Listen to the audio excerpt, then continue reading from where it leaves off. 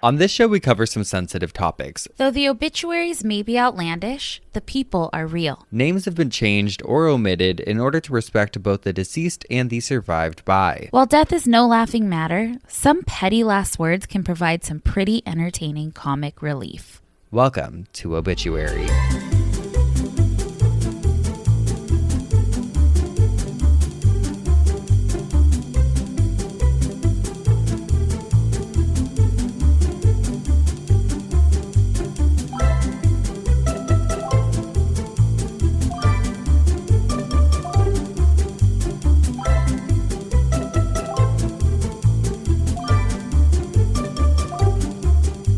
Welcome back to Obituary. I'm Spencer Henry. And I'm Madison Reyes. And I could just cry of excitement, Geoffs, because your gruesome twosome are getting back together. The boys are back in town starting tomorrow. Trouble has arrived. Almost. We're on a 24-hour countdown right now till I am in LA with my girly girl. For the weekend, he's staying at my house, okay? So excited. We're going to terrorize Cisco. We're going to fucking rage. We're going to party. We're going to scream. We are going to do G and poppers and ketamine. We're doing it all. And we're live streaming the entire thing. Imagine. Dude, I am so excited. This trip, so we have actually planned quite a few trips to see each other in the next couple of months. Like, now that the holidays are over and now that I'm all settled in, now we're like, okay, we can hit the ground running. So we have a lot of trips back and forth coming up. We're hitting the plane flying. We're going to be gathering those miles, baby. And actually, the blessing of it all is from doing all of our live shows, we've collected so many points. So we can pretty much see each other every day. Perfect. Yeah. I am really excited, though, because it's also my favorite day of the year. It's going to be the kickoff race, night one, Anaheim Angels Stadium, baby. Yes. So I'm going to pick Spencer up Friday. Yes. We're recording this on a Thursday. Yes. I pick him up Friday at LAX. Picking me up. And then we're going straight to Swingers. Gonna stuff our face. Gonna stuff our faces. We're gonna get the Veggie Joe. We're gonna get the Swinger salad. We're gonna get the fries and ranch. We're gonna get the mac and cheese. Can we get some extra ranches, please? Can we get some extra ranches? Why don't we do onion rings too? Diet Cokes. Hello. DC's. That's nachos. I want the nachos too. Yes. That is one thing. So yesterday I was like, send me your list of everything that you need. I'm going to the grocery store. But I went to Whole Foods and Trader Joe's. I don't have Diet Coke, so I have to go get Diet Cokes today. I know. But after Swingers, we're going to go over to the Comedy Store and we're going to catch a late comedy show. Some of our fave pastimes have been there. So one of my actual favorite memories is when we recorded our audiobook for Obituary, the Big Hot Book of Death. Available everywhere. We were there for like a week. Like 3 or 4 days, yeah. Yeah, and so we would, every time we finished, we didn't want to drive back home because traffic was terrible. So we would go to Swingers. We would go to the Comedy Store and just watch a show, and it was so fun. And there is a little old lady who sits outside of her house, kind of by Swingers. Yes. And we would drive by, see her every day. So we're really hoping to catch her. Yeah, she was like a symbol to us. Like, she's become, with your friends. I mean, we're your guys' friends. But like in your lives, you have like certain people who have just become lore. Like, and that's this lady for us, because in all the years we've been doing the show, which most of our celebratory moments have been at Swingers Diner, which is why we talk about it so much. We thanked Swingers in the book. Literally, it's in the book. Can we bring a book? Will you bring a book tomorrow so we can show them? Yes. Yeah.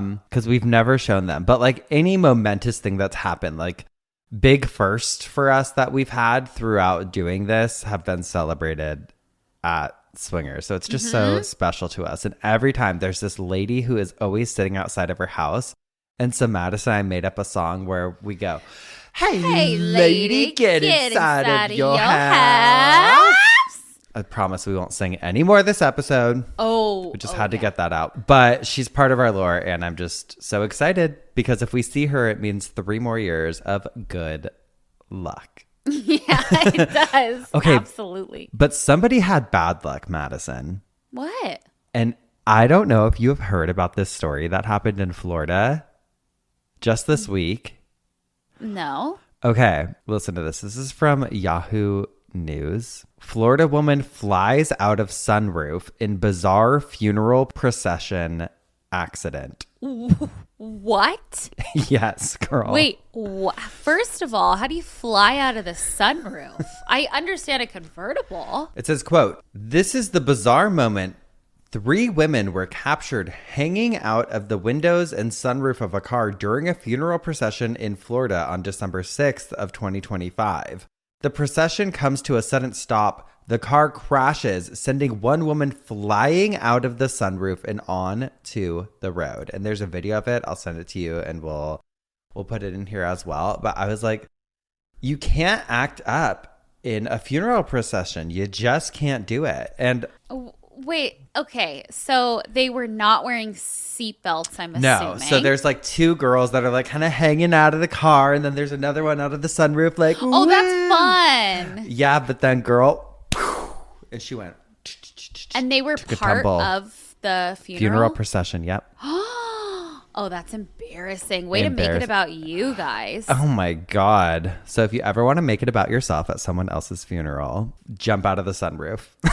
Jump out of girls. the sunroof. Wait, okay. I have cemetery drama for us. Okay. Instead of well, this was sent in by a listener, so this counts as my listener email, okay? We'll let the courts decide, but okay, go ahead. Okay, we are the courts, though. And speaking of, really quick, where are you going? You found one? Oh my God, a gold one. That's beautiful. It's heavy duty. Cool. Oh, no, I remember what I was going to say. I'm only following up with this because we talked about this on the episode that went out, I think, today with the Rob Reiner murder story. Oh, attorney dropped out. Dropped out. Mm-hmm. Very interesting. Very interesting. Okay, so this says, "Hey girlies, I work at a cemetery, so naturally I get sent all the cemetery and funeral drama that family or friends come across. Love that. Love. Passing this one on to you. Super sad situation involving a $10 billion funeral company and a well-known Oregon family, the Reesers," and I hope I'm saying that name right. It's Reser. "I attended OSU and went to football games in the Reser Stadium. Curious to hear your thoughts on the situation and how it was handled. Love the pod and loved seeing you live in Seattle a couple years ago. Can't wait for another tour. Annalisa." Okay, guys, so listen to this. Thank you, Annalisa. I know, thank you. Okay, so this is from opb.org, and it says, "Politin Nayo sobbed as 3 men dug shovels into the cemetery ground where she'd buried a vault with her 20-year-old son's keepsakes, baby teeth, and umbilical cord, along with some of his ashes. She had buried them there 4 years ago, not knowing the funeral company had sold her a grave site that already belonged to someone else. Now, after a lengthy court case, a judge had ordered the vault removed. The plot her daughter had picked out beneath a cedar tree with a view of the sunset, in fact belonged to Jane and Martin Reeser, the court found. They too had lost a son.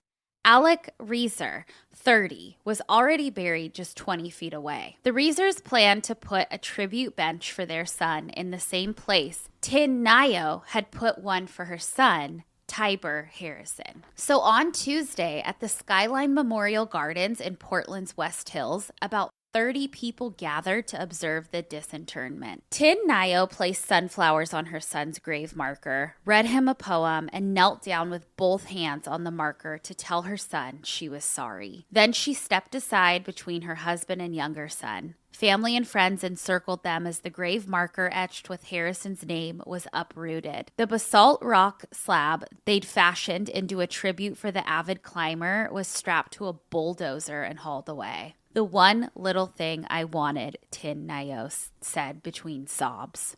The disinterment followed a long-running dispute between Tin Nio, the Ressers, and the $10 billion funeral company Service Corporation International. Another helping Tin Nio perform a burial ceremony for the vault, the company sued her to reclaim the plot on behalf of the Ressers. The Resser family hasn't commented on the case and initially sought to remain anonymous in the trial. Jane and Martin Resser are part of the family that owns Resser's Fine Foods and whose name is in Oregon State University's football stadium. OPB attempted to contact them through their attorneys on the case. Resser's Fine Foods and the Resser Family Foundation and phone numbers and email addresses associated with Jane Resser. The dispute has raised the question of how a company should remedy its mistakes when it has made competing promises to grieving families. It is one that raises the question of what constitutes a gravesite, pitting Tin Nio's beliefs in the sanctity of her family's memorial against the fine print of her contract and laws governing cemeteries. It's not a wholly unprecedented case, but it is fairly rare, said Tanya Marsh, a law professor. She said disputes over burial sites have happened before and have resulted in entire bodies being disinterred, which we have absolutely talked about. Yeah. But yeah, going on, they took accountability for that mistake. They apologized for it. They offered every remedy available for it under the law and the contract. St. Clair told the jury during closing arguments, "We're asking you to look at facts over feelings." So I guess there were two grieving mothers, the Resser family and Tin Nio, and this company sold them each the same fucking grave plot. Yeah. I mean, here's the thing. I don't think either of the families are assholes. I think one family's like, no, I paid for this spot. And clearly because the Reesers received it in the court settlement, that most likely means that there's some factual evidence that they had paid for it first.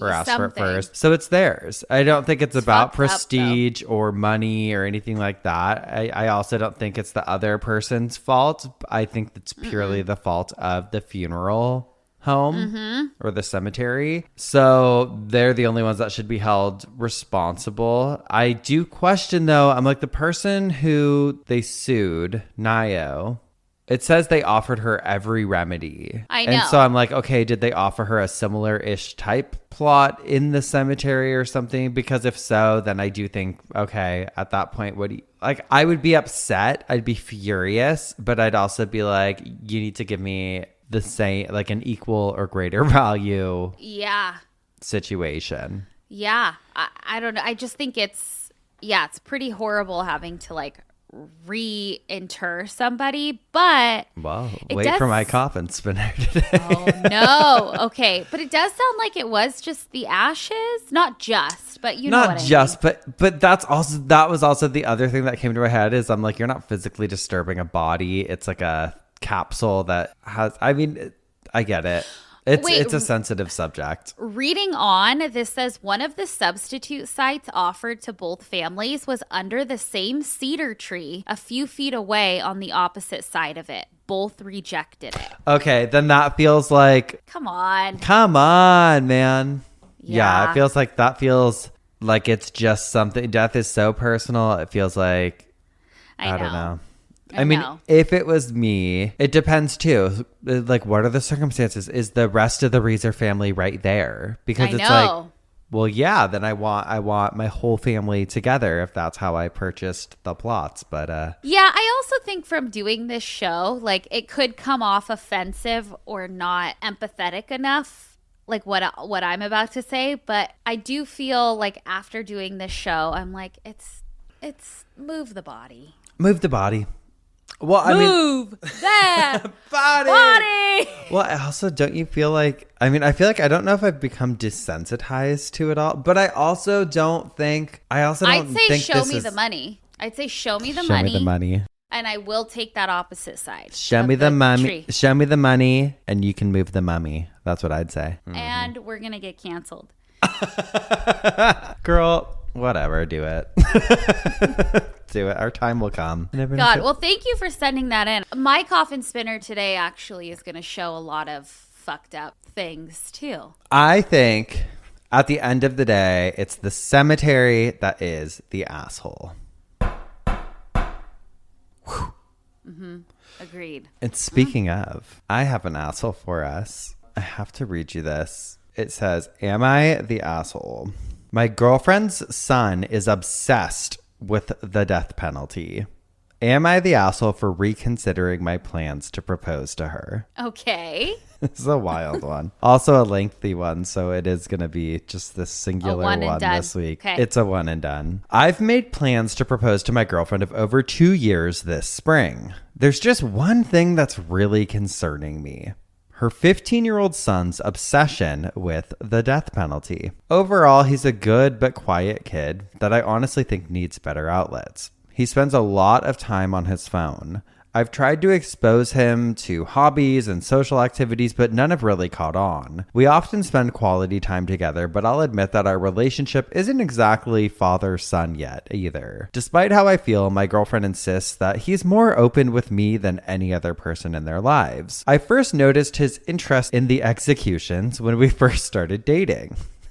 He's just like us, for real. I know. I'm literally looking at a book right now called Inquisition. It's like right across from me. And if you open it, it has like this chair with nails on it. I'm like, he'd love that. At first, he just seemed really interested in different criminals and facts of obscure cases, mentioning upcoming executions that he'd seen on the news. And then it seemed to develop into more morbid things like knowing last meals and the history of various execution methods. Does he listen to? No. Is he a Geoff? I hope so. I hope so too. He could probably tell you every person put to death in a certain state during a certain period of time. At first, Good for him. High accolades in our world. At first, I tried to look past it because kids develop interest in all sorts of weird stuff. I tried to spin it in a positive way and asked him if maybe he wanted to study law or history. I never really got a solid answer back. But 2 years later, his morbid curiosity is stronger than ever. He has stopped talking about the death penalty around me, but his YouTube history is full of macabre searches like hanging explained, how lethal injection works, lethal injection scene, an electric chair scene from blank movie. It's like he's binging it. I've told him on several occasions that looking up death so much isn't normal. It actually is. It's helpful. Yeah, and it's the one thing we're all going to do so. But he insists it's no different from learning war history. I watch a lot of documentaries myself. True. Absolutely. I don't think he's grasping the weight of my concern for him. I don't think he's sharing this interest with others as he didn't really have friends, but I don't know what else to do. I've talked to my girlfriend about it and she said he's fine. She compared it to kids who like scary movies and thinks it's a phase that will pass. I disagree. I've asked her to talk to him about it to present a united front, but she hasn't. Other than his dad leaving when he was small, he doesn't have any familial trauma that I'm aware of, but I've also suggested counseling for him and us as a family if needed. That's gone nowhere too. I'm all for learning history, knowing how the judicial process works, even knowing how executions work. Learn about it and move on. What I'm disturbed by is him constantly seeking that information out every day like it's some sort of fantasy. Where do we draw the line? Today it's the death penalty. Tomorrow he could be into something worse. I don't want him to develop into some sort of weirdo or worse, someone who harms others. Obviously, if we get married, he will be my stepson and living with us. I don't want this to come up later down the road and cause an issue, so I feel it has to be addressed now, since I don't seem to be getting a response from either of them. I'm seriously reconsidering my plans to propose in a few months. Am I the asshole for feeling this way? You're the weirdo, and you should reconsider proposing, I think, because you sound like a stick in the mud. You sound like you don't value education. You sound like you're not curious. You sound like you're very removed from death and from the most natural thing in the world. Yeah. Yeah. And I don't know. You sound boring to me. It doesn't mean he's going to be a killer. No. Because he's interested in learning about that. Like, what? I agree. So most people felt like this guy was not the asshole. And I think it's because we're like in this world that we probably see it differently. Maybe. But a lot of people also made like a good point. They're like, he's probably autistic. Oh, maybe. He's probably on the spectrum and this is like his special interest. And that was a lot of people. Like, I don't like when people online diagnose things or whatever, or like make assumptions. But a lot of people that were commenting were autistic and they were like, yeah, this sounds very normal to me. You should definitely consider that. And then a lot of people were like, yeah, maybe just don't propose, like if it's concerning you. I just think maybe I take personal offense to it, and I know you can relate to this. Like growing up, we were both kind of the black sheep and like into different things that weren't the norm or like it. And I don't mean to be like, yeah, we were so unique, so different. But like, I remember I was like I was a little punk kid. I was like into punk rock and my hair was always a different color when it was like weird and you were alternative. And like, I remember being so judged by all the moms at school, and they'd be like, you can't hang out with her. I was definitely you cannot hang out with Spencer Henry. Yeah, which probably pushed us into rebellion and made us shitty teenagers. But like, we had special interests too that were weird, but it didn't mean that we were bad or that we were killers or anything, you know? It's just an archaic way of thinking. It's like that. It feels very like 1950s, like, oh, you know, Bobby's into that weird. He likes death. Well, I think replace that with anything else. And also, here's the thing. I would be more concerned if it was something like he's looking up constantly school shootings and things like that. Or like, I don't know, constantly looking up women being abused and like stories about that. Like, then I would be or like, animal abuse. Yeah. I mean, those are all indicators. Big red flags. Okay. Yeah. But I'm like, he's just learning about the history of all of it. And like the would-be son or potential future stepson, it said even to him, like, it's not different than you watching all this fucking war footage and learning about war history. And I think that's true. I don't think there's a difference. Replace death with anything else. And it's people just want it to be darker because it's death. Mm-hmm. So, he pisses me off. I mean, and the fact that he's reconsidering proposing to the mom. Like, come on. But here's where he's right, though. It sounds like he's been like, hey, can we talk to him about this? Would you be open to doing counseling about this? Or at least seeing someone just to talk about it, potentially doing counseling together. So it's not like he's saying you need to handle your son and get him to stop looking at the shit. He's kind of like, I feel kind of weird about it. And I feel like we should, because that's the thing too. We also know people who have had weird fucking kids before. And you're like, that kid needs to go to a therapist. But so it does sound like he's making efforts that way. And it sounds like she's not really willing to. But again, she's not as concerned. So I don't know. She could very well be absent-minded and doesn't care, or she could be like, yeah, I know my son, I'm not worried, and I don't want to make this a problem or make him feel shame. Yeah So what do you do? I don't know. You need to maybe the mom needs to find... You need to bring him to Obituary Live 2026, baby. And you'll be the coolest stepdad ever. Get him Obituary, the big hot book of death. I just think censoring like normal things, make it a bigger issue than it is. And it just bothers me because then it's like, what next? Yeah. I don't know. Agreed. Well, anyway, now I'm pissed off. Well, let's change the subject here. I am up first this week, which means that you should have a little side bitch for us, Madison. I do. I have a little special one. This is from, like a week ago, from ny1.com. And I kept seeing this all over Instagram, but you know the Metro the Metro card. In New York. Always finishing each other's sentences. How do you clock it? The Metro card is dead. It's no longer.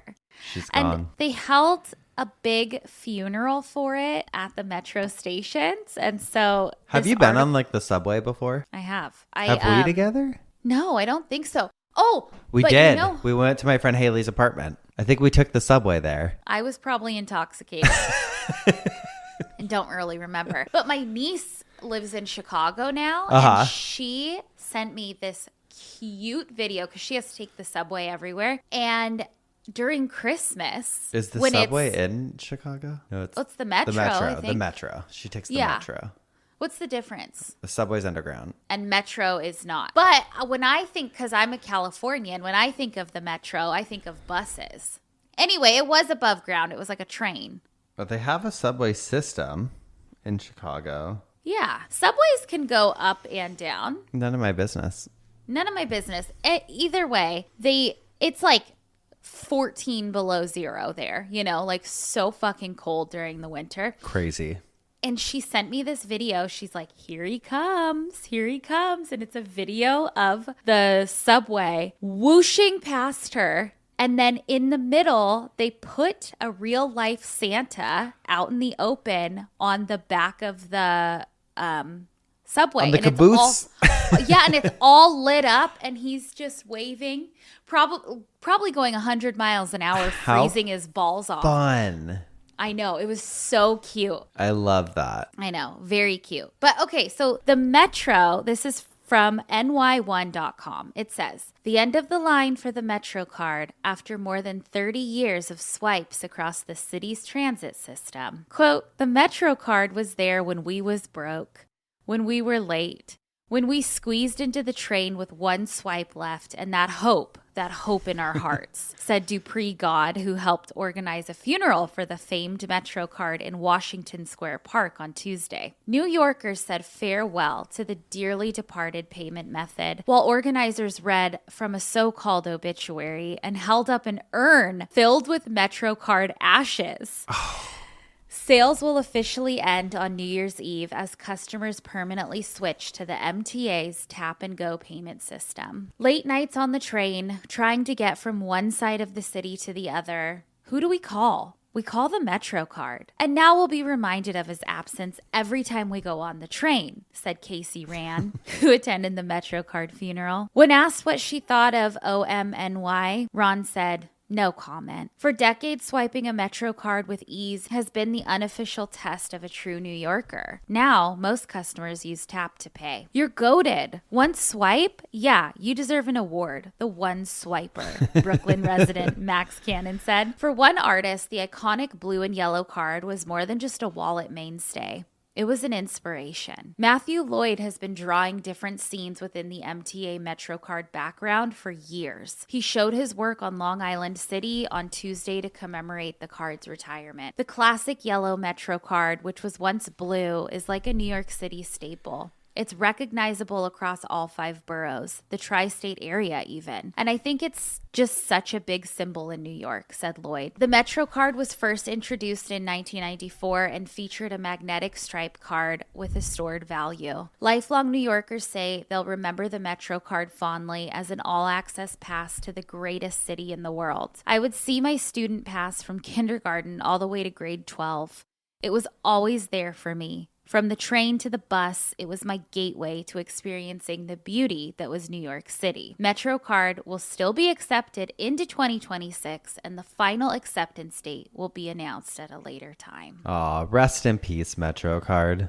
Rest in peace. And I know it's funny and silly, and we've gone through so many instances of people holding funerals for grocery stores and whatever. But it does, these are little things that add up and little things that affect your daily life so much that, it is only natural to mourn them. Yeah, it's a little sad. We need to start doing an obituary at the end of every year, like an in memoriam.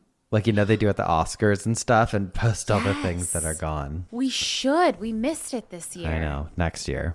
Okay. Next year. All right. Well, we're going to take a quick break. And when we come back, I'm going to tell you guys what had me spinning in my coffin this week. All righty. We'll be right back. And we're back. Spencer, what had you spinning in your coffin this week? All right, girly. Geoffs. Have any of you heard of King Henry VIII? I don't recall. Is he the big, fat, fucking ugly bitch? Gluttonous one. Who Gluttonous, evil. murderer, evil, just little troll. That's the one. We know him all too well. Well, today's story actually has a little connection to him. A lot of connection to him, actually. Oh, wonderful. Oh, now you've done it. Now you've done it.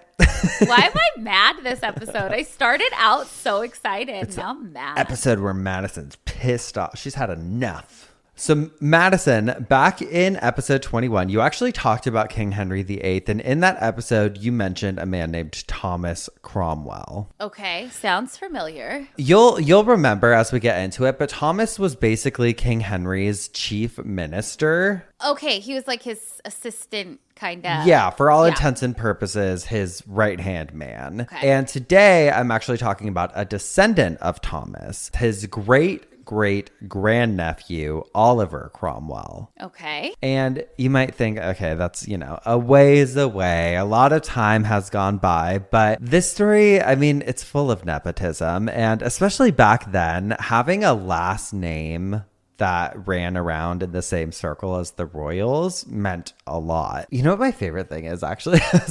Pause really quick. You know when celebrities will go on interviews and they'll be like, I auditioned under a secret name, or I auditioned under a different name because I didn't want them to know. And it's like, they fucking knew. You think these top Hollywood producers are sitting in there, these casting agents, and they're not like, well, that's a bald one.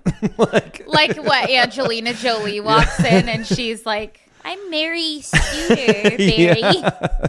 Okay, so Thomas Cromwell, King Henry's buddy, he died in 1540. And he was actually executed in a very public beheading. A beheading that many Anne Boleyn fans feel was very much justified. Oh, okay, our girl. Uh-huh. So I'm going to give y'all the quick Cliff Notes version of this story. But basically, Thomas Cromwell, he was very cunning, very intelligent, and pretty fucking ruthless, which it makes perfect sense that he ran in line with someone like King Henry VIII. Okay. The perfect companion, really. Giving cunt. It's not in a good way. So Thomas Cromwell provided a lot of guidance to King Henry VIII that he felt was super valuable. Like he really valued Thomas's opinion and kind of like the trend forecasting that he would do to figure out like where things should go. So it was under Thomas's guidance really that King Henry VIII started to turn England away from the Catholic Church. And that's when he sort of started the Church of England, which is very layered and honestly messy. So King Henry, he turned his back on the Catholic Church because the Pope at the time wouldn't annul one of his marriages. So he was like, fuck you guys, I'm going to go start my own thing. And that's kind of how the Church of England started out. But yeah, Thomas's input was highly valued by not only King Henry VIII, but other royals at the time. And girl, we love a feud on this show. Mm-hmm. So Thomas and Anne Boleyn did not get along. The girls were fighting. She didn't trust him for a second because they were pretty much polar opposites in every way when it came to like religion, values, politics, how the church funds were being used, anything and everything. Mm-hmm. They just butted heads.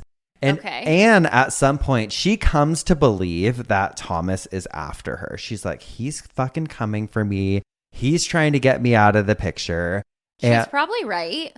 She was right. He played a central role in her downfall, helping find evidence and collect witness statements to support that she was guilty of treason and adultery. Mm-hmm. And whether or not she was has still been highly debated. A lot of historians think that this Thomas guy just wanted her out of the picture, but he was like central in this investigation. So anyway, Cliff Notes.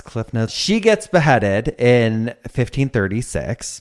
And then 4 years later, Thomas got beheaded because King Henry VIII was pissed off that he had married this other Anne named Anne Cleves, who Thomas had set him up with. And so that's kind of why King Henry VIII was like, well, now I'm stuck in this fucking marriage with this lady. I'm going to kill you. So he has him beheaded. You cannot trust a maniac. You cannot. Fuck it. You can't win with King Henry VIII. Yeah, he reminds me of somebody. Can't quite put my finger on it. All right. Now, so Thomas Cromwell, the one who was beheaded, King Henry VIII's former BFF turned scorned enemy. Thomas had a sister named Catherine Cromwell. Catherine had a son who had a son who had Oliver Cromwell. That's the tie-in here, and that's who we're talking about. So Oliver was born in April of 1599 to this family that had a lot of prestige behind them. His grandfather was one of the wealthiest landowners in Huntingdonshire, where they lived. I don't know how to say it. It's That's down the road. Huntingdonshire. Huntingdonshire. But even though their grandpa was super rich, I read some things that like they didn't actually inherit a ton of money. Like they were each given a house as they got older, but that was kind of it. Which, honey, I'll take it. Okay. Well, I'm just sitting here thinking. That's it. Okay. I'll Take it. If I had a house and no house payment, I would be living large. Give it to us. Are you kidding me? I'm ready for my surprise inheritance. Oliver was one of 10 children born to their parents. He was and all 10 got a house, and you're saying they're not rich? Well, I think the men got a house. Well, of course. I don't think Why would women. They give a woman a house? Come on, she's got to go get out there and get a husband. Yeah. He was right in the middle at number 5, and he was actually the only boy in the family, I guess, to survive infancy. Oh. And from what I can gather, it seems like even though his family had this incredible backstory, life was actually somewhat normal for Oliver until the civil wars of the 17th century in England. Now, he did, I believe, do some schooling at some point, but that's also been very like picked over by historians on whether or not he actually attended this place. I think it was called like London Inn or something. I'm not sure if he actually went there or not. But during those war times, like the civil wars of the 17th century, he put together this really incredible army. And as a Puritan, he loathed King Charles I, who was leading at the time. He was like the ruler of England. Is King Charles related to King Charles? I mean, yeah, but more in like a distant cousin way versus like a direct lineage. Wow. Son. You've studied the royals. I know my history. I'm probably getting all of this wrong. Okay, so from what I gather, and historians feel free to check me on any of this, but it seems like there was this massive conflict and struggle for power, which was at the core of this civil war, between the monarchy, aka King Charles I, who wanted all of the power over all of the things, and then the parliament, who wanted to limit royal authority at the time. Like, we the people should have more say over what's going on in all of these different areas that have a great effect on us and our daily lives. And the war breaks out, and essentially it ends with the parliamentarians winning. And as a result, King Charles I was executed and England became a republic. Okay. And afterwards, because of this, like even to modern day, it was established that the monarchy could not rule without parliament. So even today, King Charles, he's like part of a parliament that rules within the monarchy or something. I'm still confused on how it all works. Give me a break. I'm American. Yeah, I don't know anything. Give me a break. I'm American, and I didn't go to high school. You tried. I'm learning. Okay, I'm learning. I mean, that's a pretty big jump, though, right? Going from being, he was just not just, but he was like a landowner at the time. That was like his occupation, was owning and tending to his land at the time, Oliver. To go from that to being kind of responsible for the fucking king getting executed is crazy. Like, that's a big leap. Wow. Okay. On September 3rd of 1658, he passes away, Oliver, at the age of 59, most likely from sepsis or some sort of blood infection. Ooh. And they held this massive funeral honoring his life and burying him at Westminster Abbey.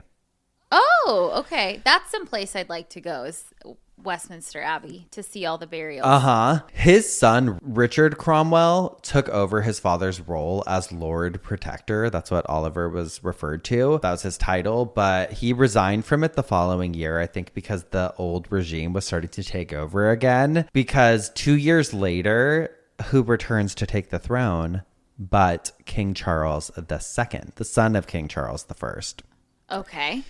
He pardoned some of the people who were involved in the parliament, but he went after others who had partaken in the execution of his father or who felt like were partially responsible.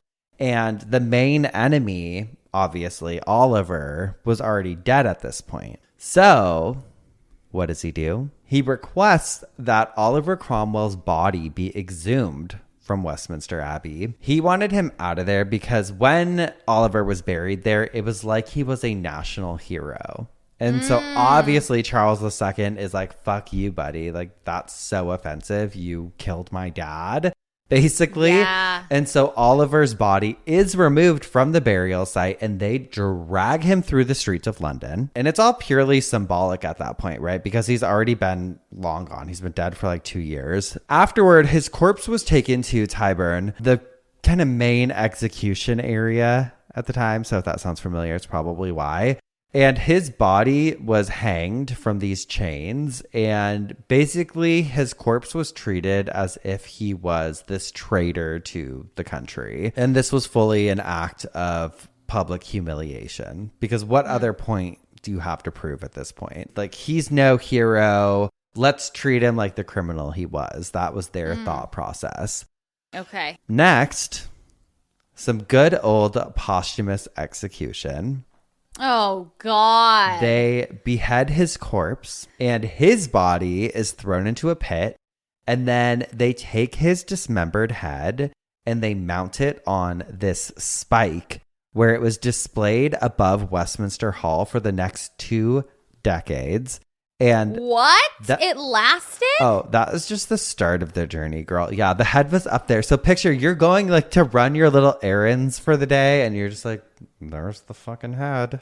There it is. Wow. I mean, they were probably used to seeing crazy shit. I'd walk by and be like, it looked at me, girl. Oh my God. Well, I just can't imagine the smell. I can't imagine the decomposing. I can't. Crazy. The head was eventually stolen. Also, I'm sorry, really quick. If I was Oliver Cromwell, I'd be like, yeah, bring me fucking back, you bitches. Put my head on a stake. Put me and up there. I'm gonna remind you every single day for 2 decades exactly what I did. Any publicity's good publicity. You'll all know my name. If that is not that sentiment, like, come on. Come on. So his head is actually eventually stolen after that point. And it was passed around through different private collections because, as we know, people were just so freaky back in the day. Do we have pictures? Yeah, we've got pictures. And actually, we have great pictures because they made a death mask of Oliver Cromwell. And it's inside of a museum there. I'm looking it up. I got to see it. Sorry. Look it up. Oh, he was kind of funny looking in real life. Okay. Oh, yeah. There's his head. There it is. Which is so cool to me because I know we've done, I almost feel like we could do a revisit eventually, but I loved learning about the death mask. And I feel what's so cool is that so much of the art from that era is different than how artists now paint people and stuff. It's like such like I don't know. I feel like specifically back then, people were a little more like distorted, or I feel like it didn't capture what people actually looked like because they had different versions of beauty standards and stuff too. So I feel like the death masks are such a cool way because it's like, no, this is pretty much what he looked like. But anyway, so his head was passed around through different collections, and then at one point it actually entered a freak show circuit and made its way. It was displayed, and it was put out in different public exhibitions. all the way up through the 1900s. In 1911, it ended up with the Wilkinson family, and they refused to give it up. They were like, this is ours. We're not giving it to anyone. You're not taking it. But eventually, they kept it in their family. But in 1960, they were like, okay, like, you can have it. And finally, Oliver was able to rest in peace once again when his head was buried at Sydney Sussex College in Cambridge, near where Oliver had apparently once studied. Okay. Now, where's the rest of his body? It was thrown in the pit? It was in the pit, girl. He finna be in the pit. He said, open up this pit. He said, remember that girl on TikTok where she's like, I finna be in the pit? No, I don't. Well, it was in the pit. And that's a pitiful story, girl. But that is, at least his head finally got to rest in peace. Oh my God, Oliver. I'd love to. Well, I guess we can't see it in person. Well, there's no marker, I guess, where he's actually buried. But you can see the death mask in person. So. Okay. Something very smart. Yeah. Not to mark it. Oh my gosh. Well, thank you. Well, they wanted to, I think, give him like peace. No, yeah. But I feel like it would be like remember Jeremy Bentham? Like they stole his fucking head. Yeah, girl. They played football. Uh-huh. Yeah. I feel like someone would go and steal it again. Yeah. They're out there. Wow. Very cool. Very crazy. Yeah. Very fucked up. Uh-huh. And I still keep thinking about your Am I the Asshole? I'm like, that kid would love this He would love this story. Yeah, he's subscribed. Yeah. This is kind of how he finds out about his stepdad. Oh. Sorry, kid. We'll adopt you. I know. Come live with us. Split custody, but I will hire you as a researcher. You love that much? You need some money, kid? Yeah. Get you a little work permit through your high school. Yeah, totally. Would you like to intern? Perfect. I'd love it. Well, we're going to take one more quick break, and then when we come back, we'll hear what had you spinning in your coffin this week. All righty. We'll be right back. And we're back. What had you spinning in your coffin this week, girly? Okay, girlies. I'd like to start us off with a philosophical question. Oh, boy.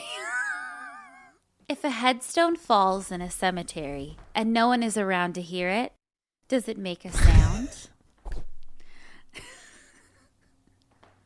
And also, does it kill? Wow. I have chills. I'm there. Wow, honey. Honey, give her a prize. Give me the Nobel Peace Prize. Get her on stage at the Hollywood Poetry Slam night. The Slam Poetry night. Yes. I love it.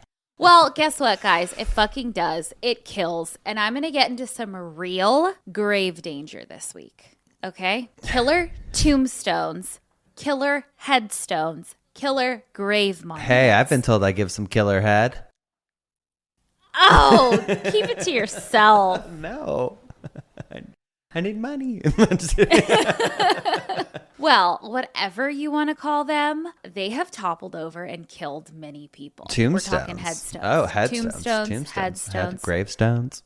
Monuments. Cemetery markers. Yes, a man by many absolutely. a name. I know, and it's a freak accident, but it does happen more than you'd think. Headstones are obviously not a new subject for us, but sometimes I forget how heavy they are. Like, you never think about, like, oh, shit. Oh, I do. Those are... You do? Yeah, I'm always lifting them up. I'm like... Yeah. Yep. Wow, look at him.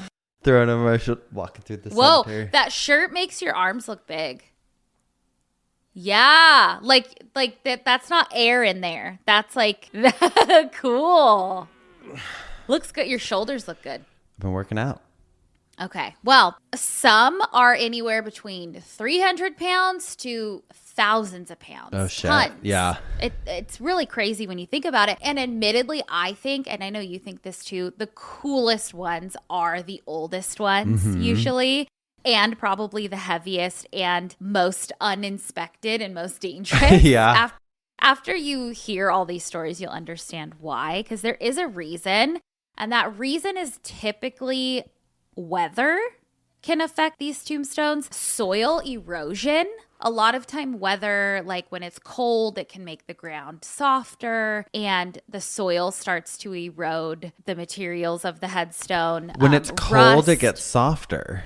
Yeah, from like snow and stuff. I would think opposite. No, I think like after, like it's cold, okay, maybe cold, ice, whatever. But then you think about like a rainy lawn and it becomes sludge. Yeah.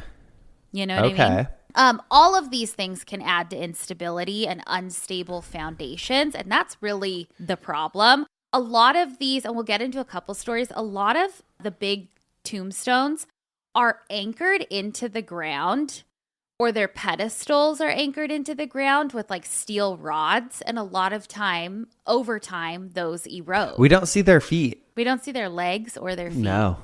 I know. But we're gonna. You're right. This year. This is the year. No, let's not, because that means they've probably toppled over. Oh, no. Also, I didn't know this, but cemeteries don't often have like a legally binding obligation to inspect or maintain individual headstones. There's barely any rules, I'm learning. It's the Wild West. Especially in the U.S. That's why some of the stones like will sit leaning for years until tragedy happens, unfortunately. I know that obviously depends like on the cemetery age and stuff like that, but I did find an article from Griffith Memorials, and I believe they're in Europe, that I'll link. You guys can read the whole thing, but a quote from that article says, "The primary responsibility for the maintenance of a gravestone typically rests with the grave owner. This individual will have purchased the burial rights at the plot. As a result, they're tasked with the upkeep of the monument that marks it. It's a common misconception that purchasing a grave means owning the land. The land, honey. The land. In reality, it grants the right to bury and maintain a TJ Maddie moves up to the house with a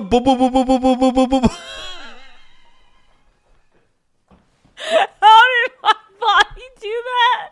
How did it do that?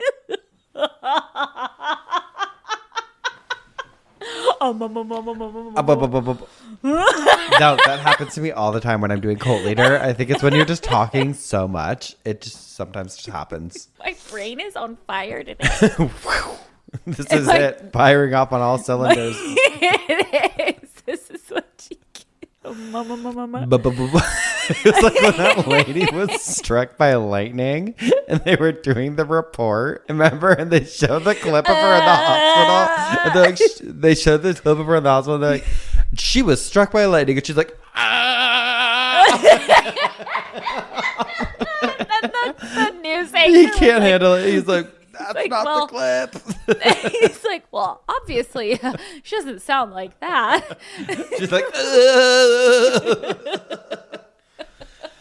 oh, shit. Okay, go on. Oh my God, my stomach hurts. Okay. In reality, it grants the right to bury and maintain a memorial within the designated space.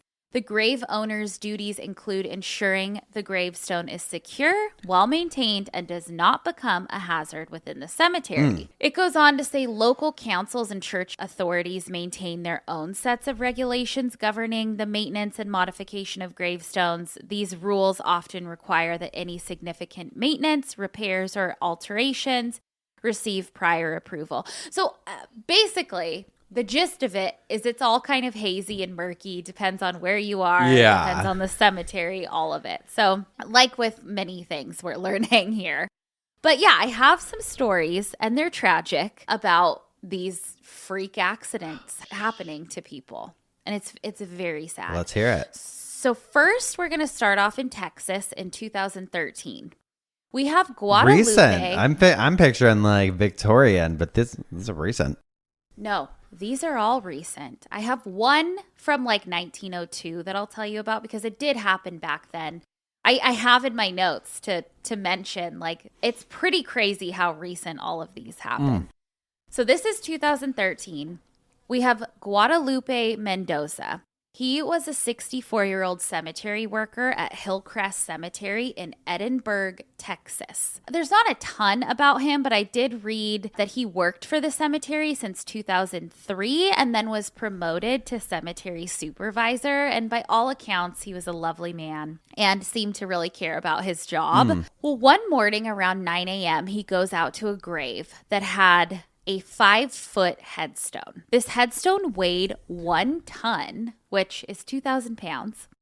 And I guess it was not fully straight anymore. It had kind of started leaning. So Guadalupe tries to level the headstone. And suddenly, it falls onto his chest and completely crushes him. There are some visitors at the cemetery at the time that witnessed the whole entire thing. And you know how news articles like to not follow up on things? Well, I couldn't find this next thing, but I was wondering, like, how was he doing that? Like, because if it's a ton, maybe he can just go and try to shift it. But I was like, was he wearing straps or something or using some type of tool to do it? It doesn't say, but it did. It fell over on him, crushed his ribs, and died. I'm almost positive pretty instantly because every article says that he died at 9 a.m., but then he was also trying to fix it at 9 a.m. So I think it crushed him pretty instantly. And it just makes me sad because he was actually trying to fix the problem and was crushed. Damn. I know. Okay, so next we have one that happened a year earlier in 2012 in Utah. Another fatal tombstone accident, this time involving a kid. So we have Carson Dean Cheney. He was 4 years old, and his father was a photographer and chose the Glenwood Cemetery in Park City, Utah to take family photos. I was reading they were having like a family reunion of sorts and wanted to take pictures. And I guess the cemetery is really beautiful and old and a good backdrop for portraits. I also read about that cemetery that it was opened in 1885 for silver miners. Carson was popping out from the headstones that I'm going to talk about, pretending to be a leprechaun to try and get the other kids in the photos to smile. So he was just trying to help. And the tombstone that he was holding onto was 6 feet tall and dated back to 1889. Oh, shit. And it weighed 250 pounds. Well, remember when I said things like rust and certain things erode over time and don't get looked after? Well, the tombstone was anchored into the ground with metal dowels. Those snapped and the whole headstone struck Carson in the head, the abdomen, and the chest. Fuck. God. And I guess multiple family members rushed over and tried to lift the headstone off. He was rushed to Park City Medical Center and he died shortly after from his injuries. And it's fucking tragic. Carson's family actually ended up suing the Glenwood Cemetery Association. They were seeking between $2 and $4 million in damages. And they claimed that the headstone was previously damaged and was only repaired with construction adhesive and then secured with rusted steel dowels. They argued that the cemetery knew headstones had fallen before but didn't have any warning signs. They also alleged that they clearly did not do inspections. And so the Cemetery Association denied ever doing a repair on that particular headstone and said that volunteers actually inspected the cemetery a few days prior and found that the headstones were very stable. They even had an expert witness testify saying that that headstone survived 50-mile-per-hour winds and was very sturdy. And then the defense was like, well, yeah, and it didn't even fall until a kid played with it. So obviously I'm paraphrasing, but they basically blame the kid. I mean, it is hard because it's like, would it have fallen if a kid wasn't fucking around with it? I don't know. It's a tragedy, obviously, but as far as suing them for millions of dollars, it's like, I don't know how much of a case you have. Yeah. I guess you kind of have to take on that like liability yourself when you're in an old cemetery. Like if a kid was in an old brick factory and they're I don't fucking know what a comparison Yeah. would be, but I mean, I know. terrible, terrible tragedy. And when things are open to the public, it's like you do have to do your due diligence to keep things safe. I don't know. Yeah, it's a hard one. It is. I'm curious, like, if there's any people I know we have a lot of people in the legal field that listen, but if you are in that realm of it at all, I would love to know more. Yeah.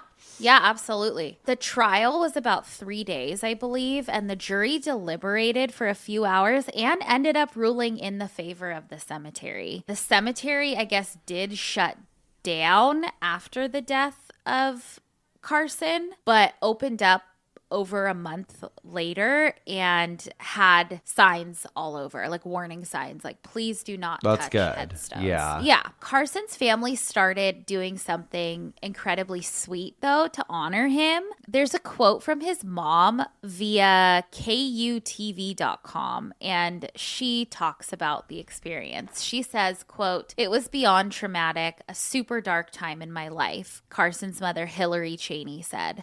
"That first year was extremely difficult, experiencing life without him. We wanted to find something to honor him, a way to create happiness in others. Carson, who was 4, loved cars. His family said he always had a toy car in his hand. He was holding a Hot Wheels car when he passed away," Hillary said. "I felt strongly that we needed to continue to share Carson's light with these toy cars." It goes on to say the idea took off, spread from coast to coast, and even worldwide. Germany, Honduras, Brazil, Japan, and Mongolia are on the short list of where these Carson Courage cars are being found. Wow. So they hide cars everywhere, and it's very sweet. And that article was from 2015, and by that time, they had already hidden 15,000 cars. Jeez Louise, that's a lot. I know.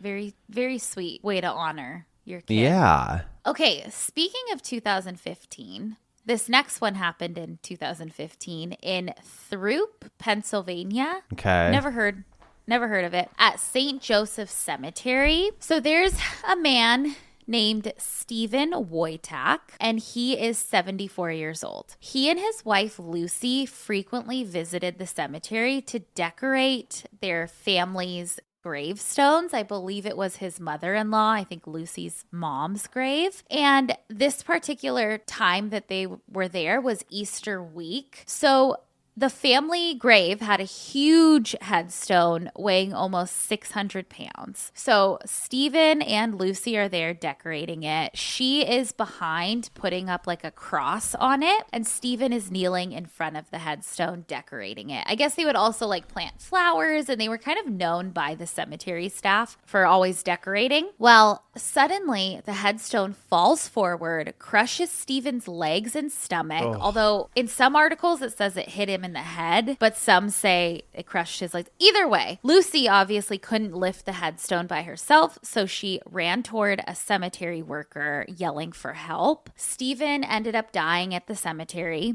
Officials believe that weather played a huge role in this, I guess because right after winter, the ground was soft, and the cold weather also probably weakened the adhesive that was holding the tombstone in place, and it just toppled over on him. God. I do have to call out, though, Time magazine, because I feel like their headline was kind of diabolical. Most of the headlines for this tragedy were like, Pennsylvania man killed by a headstone, or like tragic tombstone incident. Time magazine headline was man killed by mother-in-law's falling headstone. And then actually the New York Post wrote something similar, but I'm like, leave the mother-in-law out of this. God. Okay? She didn't have anything She didn't to do know. with this. Or maybe she did. Maybe she did. Maybe she did.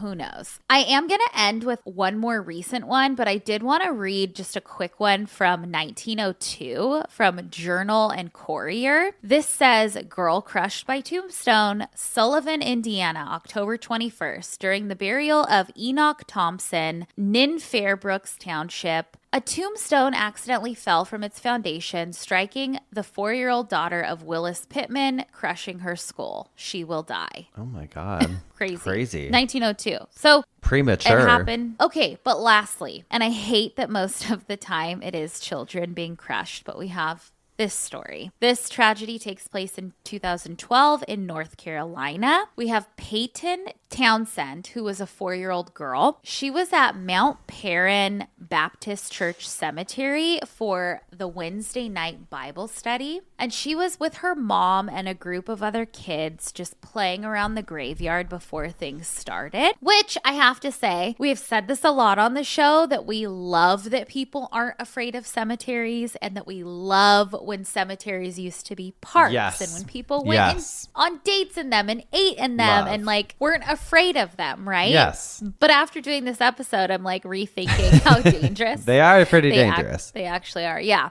So anyway, there was a very large stone cross that was part of a tombstone, like a decorative cross that sat on the tombstone. The cross was reportedly about 4 feet tall and super heavy. It was like 1,200 pounds. Well, Peyton was either near it or touching it.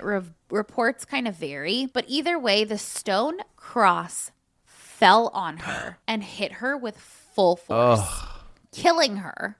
Obviously, I read that her mom was a nurse, her dad was a state trooper and a paramedic, and they tried saving her. And she like died at a nearby hospital. But also her 6-year-old sister was injured. I guess it hit her leg too, but she survived. And obviously everyone, the church members and responders were all very traumatized, but there was no foul play. It was just like a tragic accident. But it was speculated that the base may have been weakened by weather and age or erosion, but there was no formal cause released publicly. God, may she rest in peace. That's scary. I mean, who knew how many people could just die from a headstone fucking toppling over? There are hundreds of stories, Spencer. We haven't even scratched the surface. We need a part 2 for sure. I know. It's sad. It's scary. I'm thinking of all the times I've been in well, I don't touch them. That's, I feel like, should be the spoken rule at a cemetery is don't touch them. Well, like you don't walk on them. Like, you don't walk on them or wiggle them or move her. You just look with your eyes. But there are a lot of programs that go and do the like stenciling thing. Yes. Yeah. And like, that's so cool. Well, don't do it on the 400-pound ones. Yeah. At your own risk, I guess. Yeah. Scary. Not that it's the people's fault. It's just, you don't know. It's dangerous. I know. And I also don't want to ever live in a world where they're like, people can't go to cemeteries anymore unless you make an appointment or something because How crazy though that it was a cross and she was there for Bible study. Girl, that is crazy. What's even crazier is my obituary this week. So we got to move into some Madison.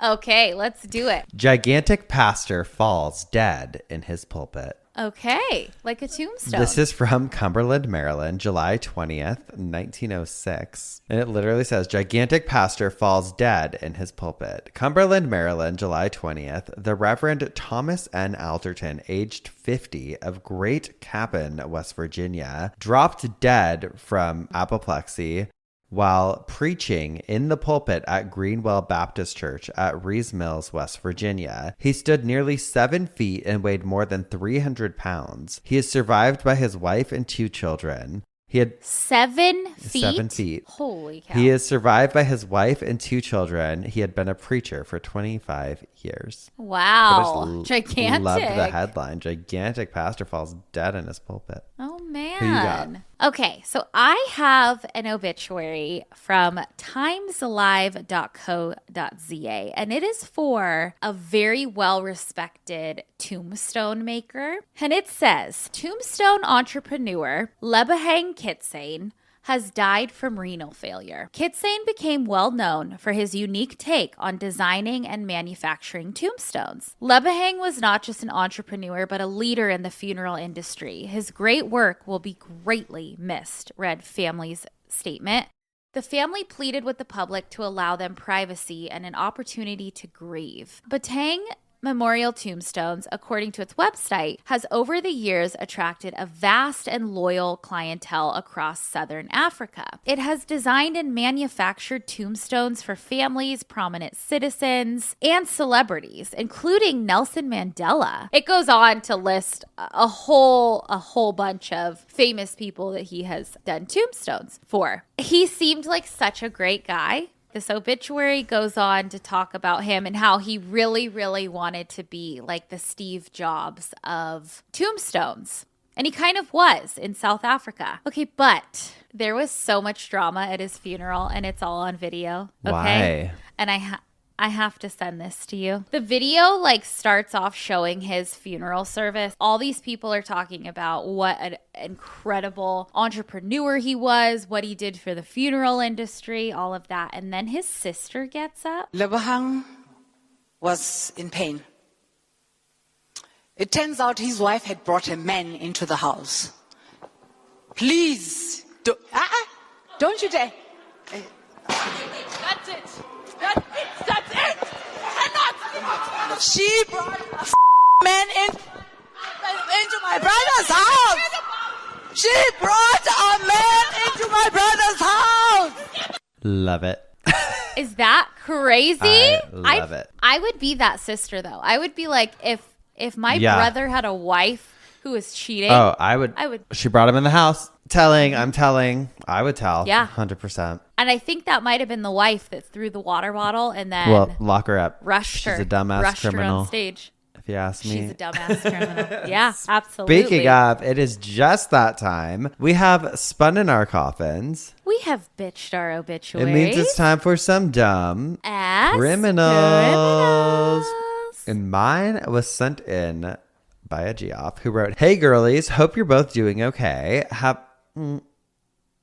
Not really, but I wish you would have said great. I know. Just kidding. I've been catching up on episodes and I'm up to March 23rd. So grateful for your hilarity, sensitivity, honesty, sassiness, and all around beautiful friendship. Thanks for making me full ugly cry, laugh until I cry, and everything in between. I have a short but sweet little story for you. I wish I could go back to my beautiful mama to ask for more details, but she sadly died before her 60th birthday in 2022. Fuck cancer. Oh, so sorry. Fuck cancer for real. So my mom worked at a big London department store in the 80s. You're going to love this. She moved to the big city with a friend of hers, wanted to see the sights, and got a job working at a flagship store on Oxford Street, the shopping district. 80s shopping sounds amazing. Iconic. Being such a big store, there were several plainclothes security staff working throughout the place at any given time. One of these was a big, no-nonsense woman who we'll call Roberta. One day, Roberta was patrolling, looking for suspicious activity, when a customer decided to drop trow and flash her. Toxic male behavior,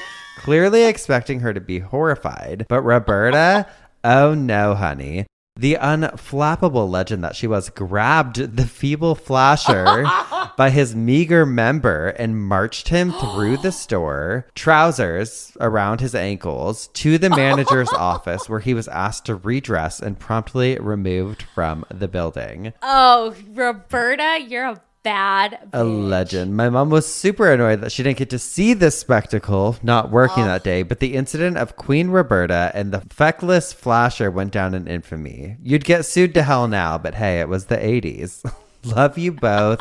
Keep the laughter and tears coming in equal measure, from Chloe. And yes, please use my name if you share the story. I'm sure my mom would be correcting some of the details, but she'd be tickled pink that this story was being shared. Oh, Chloe, we had to and I'm sorry about your mom. We had to share it for your mom. Can you imagine the embarrassment? This is like, you know what some people say, like, oh, that person needs to get an ass whooping. Yeah. Like they need to, like, that's kind of how this was. Like he learned his I lesson, think stores should be able to, to do that. I think you should still be able to do that. It's crazy.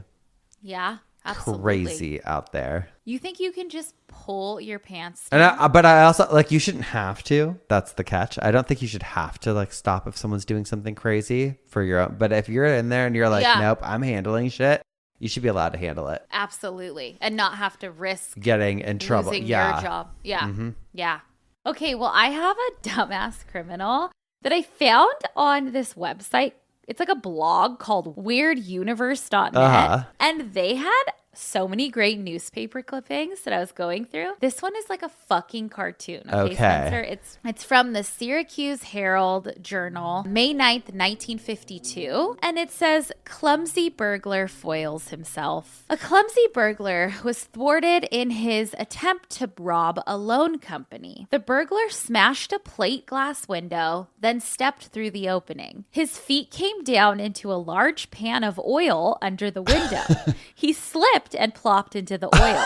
When he fell, he also upset a large fire extinguisher, which went off, dousing him with its spray. What? Disgusted and wet, the burglar beat a hasty retreat through the window. What an idiot. What a fool.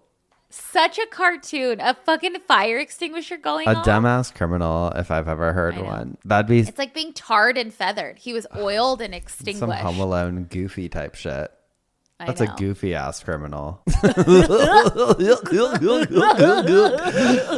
I gotta go. Get our shoulders ready. I gotta go pack my bags, Miss Girl, so I can come see you tomorrow. Oh my God, I'm so excited. So get ready to get sick of us. That's what I'll say. Oh yeah. But here comes trouble. here comes Tinseltown. I hope you're ready, okay? Hollywood. Hey, Hollywood. But that's it for the week. We'll be back next week with some more Coffin Spinners And and obituaries. dumb As criminals. Goodbye. Goodbye.